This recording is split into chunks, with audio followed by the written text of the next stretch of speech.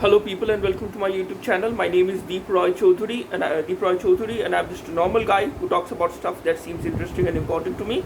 And today I'm going to talk about the same thing that I've been talking about for quite a while now. The world needs to fight for freedom. We need to come together and basically fight for freedom. What do I mean by freedom? The freedom of Chinese citizens or freedom of ordinary Chinese people from the oppression of the Chinese Communist Party. Basically, China has imposed a surveillance state in their own country. It's basically observing the lives of, or basically trying to observe the lives of each and every Chinese citizen 24/7, so that there might be no scope for expressing dissent, no scope for expressing an unpopular opinion inside of China, and basically that means just the end of not only freedom of speech but freedom of conscience. I mean, that day would not be far away when basically the Chinese government might decide that each and every Chinese citizen would be implanted with some kind of a mind control chip that would basically discourage any rebellious thoughts in the minds of Chinese citizens, any rebellious thoughts, any anti-communist thoughts in the minds of Chinese citizens.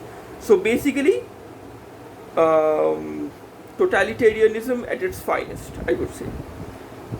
So, I mean, what can you expect from China?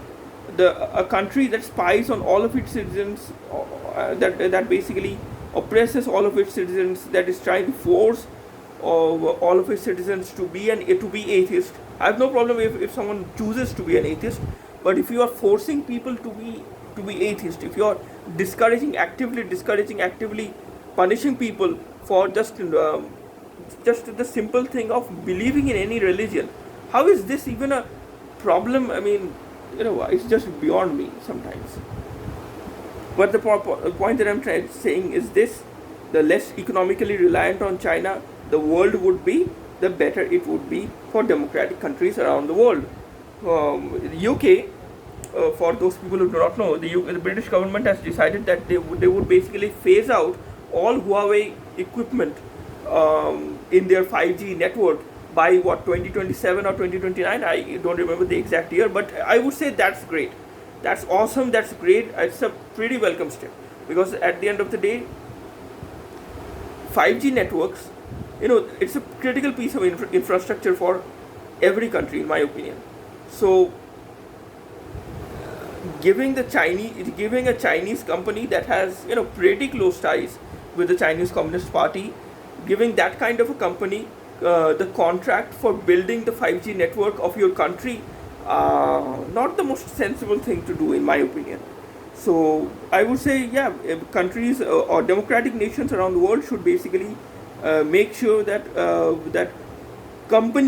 tech companies of democratic countries are the ones who develop 5G networks, who develop critical pieces of infrastructure in their countries, so that there would be no question of being snooped on by China, snooped on by the Chinese Communist Party through some kind of a back door that might be installed by in those cell phone towers that would be built by Chinese companies. It's better not to do that. So better just avoid Chinese companies, just ban Chinese companies for national security purposes, and make sure that you are you're basically less reliant on China for most things, or for many things. So that's all I would say. That's my 2 cents. And I think, like the British government, like the American government, I think democratic nations around the world, democratic nations in Africa, democratic nations in South America, North America, Asia,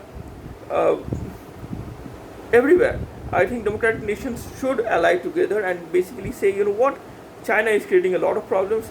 We don't want to do business with a country that is just aggressively threatening other countries, trying to encroach upon the borders of other countries.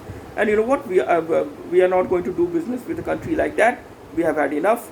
And we would want to be less reliant on China for critical needs, for for various things.